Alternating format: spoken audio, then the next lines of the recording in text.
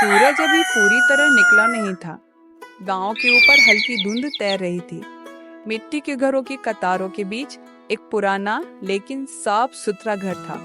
उसी घर में रहते थे हरिराम और उनकी दो बेटियां काजल और पूजा। उनकी माँ को गुजरे 3 साल हो चुके थे। उस सुबह काजल चूल्हे पर रोटी बना रही थी। दीदी, आज बाबूजी फिर चुप हैं। हाँ, माँ के जाने के बाद से ऐसे ही हो गए हैं। हरिराम बाहर खाट पर बैठे थे। पूजा पास जाकर बैठ गई। बाबूजी, आप उदास क्यों रहते हो? हरिराम मुस्कुराने की कोशिश करते हैं। कुछ नहीं बेटी। काजल दूर से देख रही थी। वह समझ रही थी कि बाबूजी अकेले हो गए हैं। उसी समय पड़ोसी रामू काका आए। हरिराम, एक बात कहूँ, कहो। तुम्हें शादी कर लेनी चाहिए। घर के अंदर खड़ी काजल सब सुन रही थी। मेरी बेटियां क्या सोचेंगी? उन्हीं के लिए तो कह रहा हूँ। उस रात घर में सन्नाटा था। काजल ने पूजा से कहा, अगर बाबूजी शादी करेंगे तो? नई माँ आएगी। हाँ, नई माँ आएगी। दीदी, वो हमें प्यार करेगी। काजल चुप हो गई। कुछ महीनों बाद हरिराम ने शादी कर ली। नई औरत घर आई। उसका नाम था कमला। शुरू में वह बहुत मीठा बोलती थी। अरे मेरी प्यारी बेटियों। दीदी, नई माँ अच्छी है ना? पूजा खुश थी, लेकिन काजल के मन में कुछ अजीब सा डर था। धीरे धीरे कमला का असली रूप सामने आने लगा। अरे ओ काजल, अभी तक झाड़ू क्यों नहीं लगाया? अभी करती हूँ माँ। माँ, मत कहा करो मुझे। नहीं माँ, ऐसा क्यों कह रही हो? तुम दोनों बस खाते रहो और काम कुछ मत करना। हरिराम खेत में थे। उन्हें कुछ पता नहीं था। उस दिन से दोनों बहनों की जिंदगी बदल गई। सुबह से शाम तक बस काम। काजल पानी भरती, पूजा बर्तन साफ करती, कमला सिर्फ आदेश देती थी। जल्दी करो वरना खाना नहीं मिलेगा। रात को पूजा रोते हुए काजल से कहती है, दीदी, हमें पहले वाली माँ चाहिए। काजल ने उसे गले लगा लिया। चिंता मत कर, मैं हूँ ना। लेकिन असली मुसीबत अभी बाकी थी। कमला के मन में एक बड़ा राज था। वह चाहती थी कि सारी जमीन उसके बेटे के नाम हो जाए, जो अभी शहर में रहता था। एक दिन उसने हरिराम से कहा, सुनो जी, आप अपनी जमीन किसे दोगे? सहज सी बात है, अपनी बेटियों को।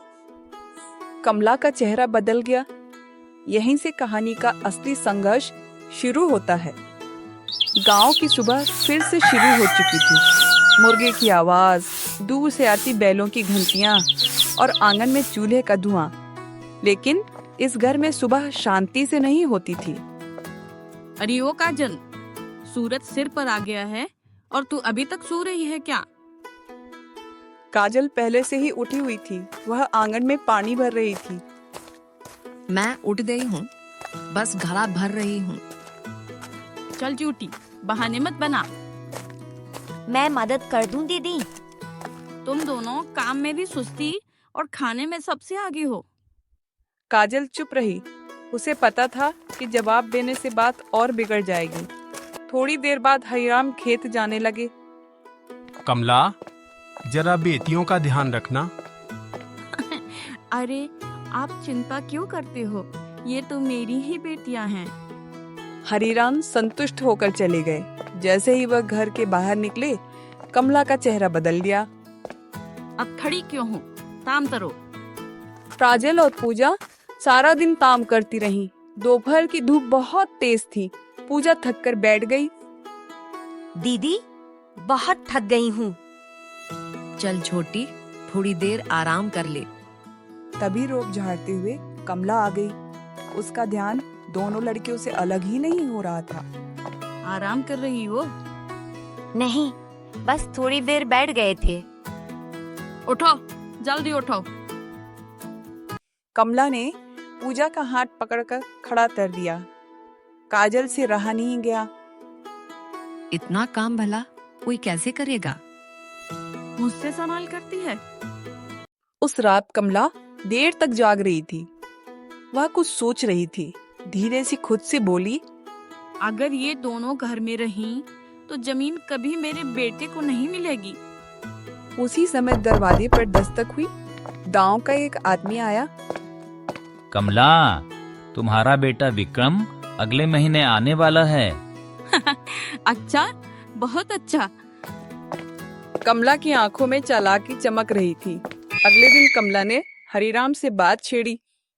आपने कभी सोचा बेटियों की शादी के बाद क्या होगा? क्या मतलब है तुम्हारा? मतलब यह कि जमीन कौन संभालेगा। उसकी चिंता तुम मत करो, मेरी बेटियां संभाल लेंगी। कमला को यह बिल्कुल पसंद नहीं आया।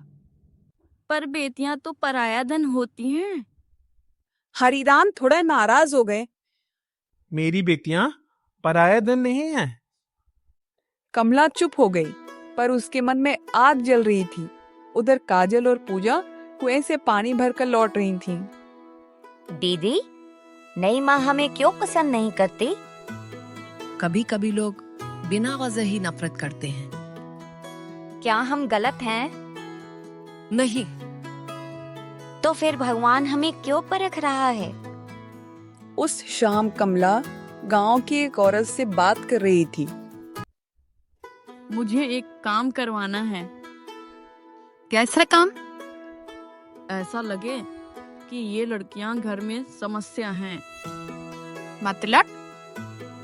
हरिराम के मन में इनके खिलाफ शक पैदा करना है।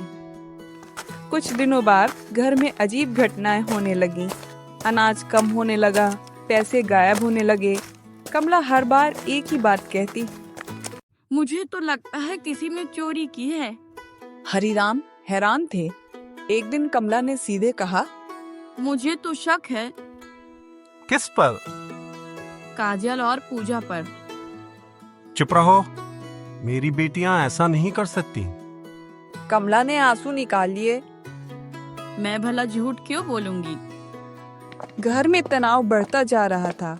उसी रात पूजा डरते हुए बोली, दीदी, मुझे अच्छा नहीं लग रहा। क्यों?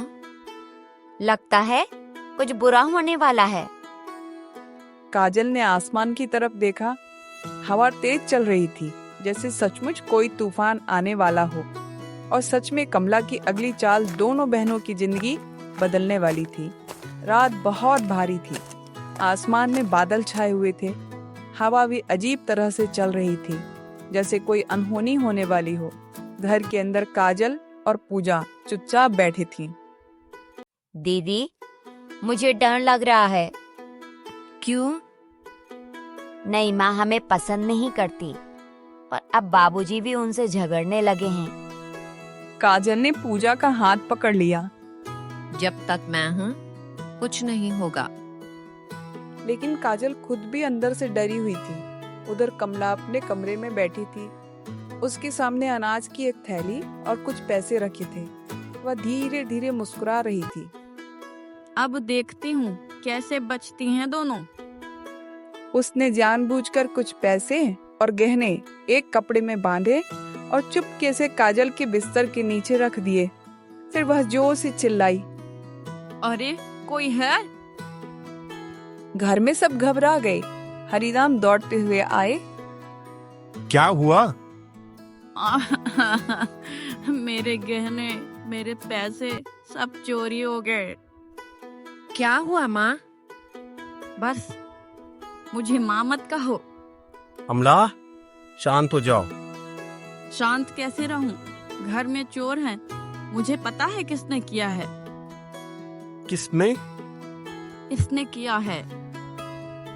नहीं, दीदी ऐसा नहीं कर सकती। पर मैंने तो कुछ भी नहीं किया। झूठ बोल रही है ये।